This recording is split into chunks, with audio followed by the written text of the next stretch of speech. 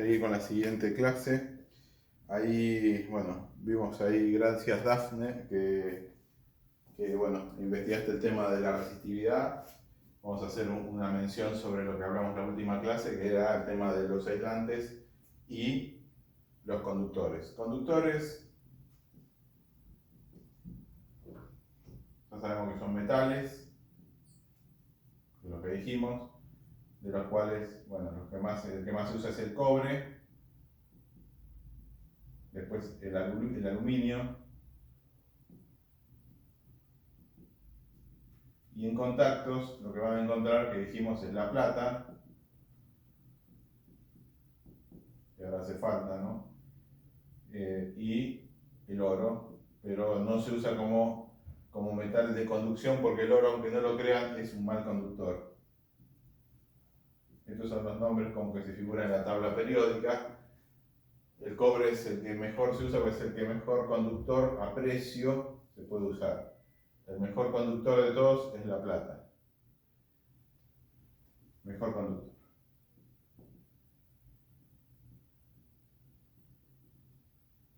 Fue un programa de televisión, el mejor conductor del año. No, bueno. Después, acá todo esto se mide con, todos los conductores se va a medir, obviamente, su resistencia, porque son reales. La resistencia es la oposición al paso de la corriente. La resistencia es la oposición al paso de la corriente. ¿Qué significa esto? El símbolo de la resistencia se simboliza, por ahí lo han visto, como una viborita con triangulitos. Generalmente se pone la letra R cuando es resistencia real, y cuando es una resistencia de pérdida, muchas veces se simboliza con la letra R minúscula. Otro símbolo también de resistencia, muchas veces se lo pone como un objeto así, con un cuadradito, un rectángulo, aquí un cuadrado, un rectángulo, y en ambos casos la forma de medición es la resistencia. La resistencia de cada material tiene una forma de medirse que es a través de cada elemento y de cada material, que se llama resistividad. Resistividad es cuánto se opone al paso de la corriente según ciertos parámetros. ¿Cuáles son esos parámetros? El largo y el diámetro. Y una variable que depende del material o del elemento, que lo vamos a llamar ρ, que es una letra griega.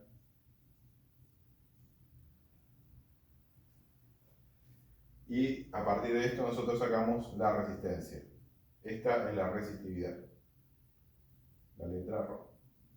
Y cada metal va a tener una resistividad distinta.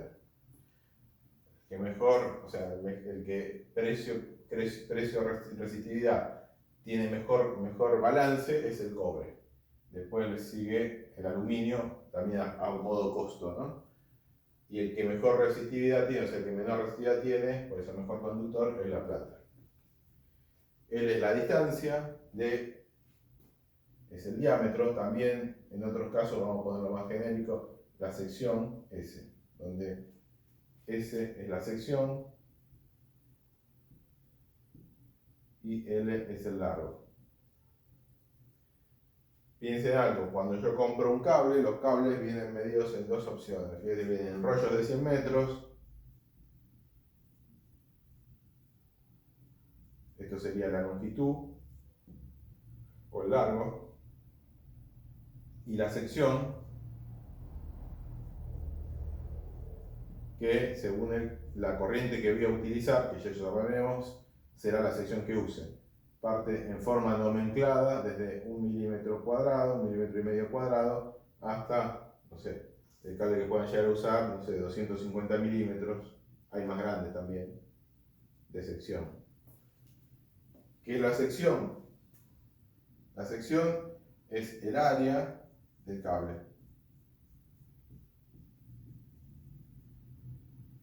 el área del cable. Fíjense, uno corta el cable justo en forma transversal, y va a tener, ¿se acuerdan el dibujito que había hecho la otra clase? La parte de cobre, y afuera en su parte externa, que es lo que tenemos el aislante, ¿no?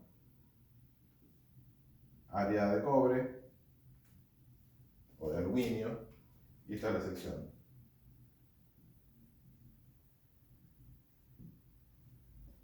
Y la sección va a estar dada por pi por radio al cuadrado o pi por diámetro al cuadrado sobre 4. Es una unidad de superficie.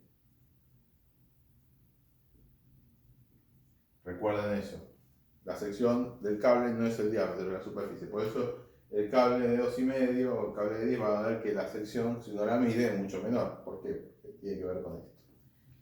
Y el cobre conduce en forma total la corriente, o sea, por toda su sección. Por eso es tan importante la sección que voy a usar según qué corriente voy a utilizar para el consumo que use. Esto es todo lo que es sobre resistividad. Sobre la resistividad también hay la resistencia, también está la contraparte, que es la conductividad también, que es ni más ni menos que la inversa de la resistencia. Conductividad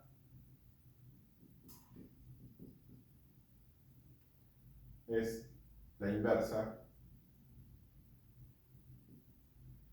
de la resistencia. Cuando veamos ley de Ohm, ahí vamos a entender qué significa la inversa de la resistencia. Hoy por hoy, veamos que la conductividad también tiene que ver con la resistencia, es inversamente proporcional.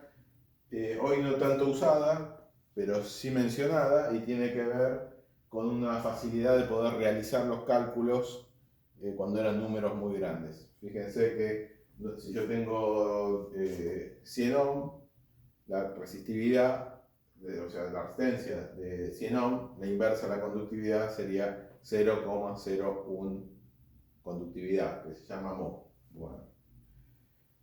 Sobre esto de la resistencia, que es la oposición al paso de corriente, vamos a decir lo siguiente: la resistencia se mide en ohm, vamos a ya dejarla definida, el símbolo que se usa es la letra omega, y la forma en que se expresa esta oposición al paso de la corriente tiene que ver con que se manifieste en forma de radiación calórica. Toda la resistencia se emite en calor. Fíjense, las lámparas incandescentes, que es lo que van a usar todavía en muchos lugares para iluminar, ya cada vez menos por el tema de los LED, en todas las funciones o en algunos efectos especiales, se sigue usando en teatro, se va a seguir usando durante bastantes años más, todo lo que es iluminación incandescente por un tema de ambientación y formas de generar ¿cómo se llama? Todo el ambiente que uno quiere lograr con la luz. La luz en sí es un derivado del calor, justamente, de la resistencia del filamento de las lámparas. Justamente por un tema de agitación térmica, un tema de agitación de la oposición de la corriente, el filamento se pone al rojo-blanco, y justamente el rojo-blanco es una emisión de un espectro de luz visible bastante amplia, si ya lo han visto esto, seguro lo han visto, bastante amplia, que hace que al ojo humano se vea como que es luz blanca, tratando siempre de emular la luz del sol, que no se llega, pero bueno. Y bueno, tengan en cuenta que una luz de emisión por incandescencia de una lámpara, solamente el 13% o menos es emisión lumínica, y el otro casi 70% es emisión de otras bandas, y casi todo eso se va en emisión de luz infrarroja, porque hay que decirlo, la emisión calórica es una luz infrarroja del espectro no visible. Bueno, eso es todo el tema sobre resistividad del material, cómo se compone dentro del cable, conductividad, que es la inversa de resistencia, que ya vemos con la ley de Ohm, cómo se simbolizan las resistencias y bueno, y el tema de los conductores. Con el tema de los aisladores, copie todo, tienen tiempo para copiar si no paran, esa es la ventaja, tiene una gran ventaja, que lo último que habíamos visto tiene que ver con algo también relacionado con la resistencia. Tiene que pensarlo de esta forma: cuanto mayor es la resistencia, más oposición a la corriente, cuanto más se opone al paso de la corriente, llega un momento que la corriente es muy baja. Si la corriente es muy baja, tenemos la ventaja, aisladores, aislantes. Si la corriente es muy baja, o sea, la pérdida es, o sea, la oposición al paso de la corriente es casi total, esto va a ser un aislante, ¿no? Un no conductor. Y una forma de verlo, que es la real en sí, pero bueno, que uno cuando analiza un aislante no lo ve de esa forma, es que la resistencia es muy alta. Tanto que sería todo pérdida, con lo cual, o sea, el no conductor es un muy mal conductor. Un aislante es un muy mal conductor. Dicho eso, que ya lo dije, o sea, ¿se acuerdan cuando puse acá el tema de los saltos de los electrones en un metal, que es fácil de arrancar cuando yo pongo una batería? En un aislante este salto no existe casi. Se saltará alguno, pero muy bajo. Eso se mide como, ya lo dije en otra clase, lo vuelvo a repetir, rigidez dieléctrica.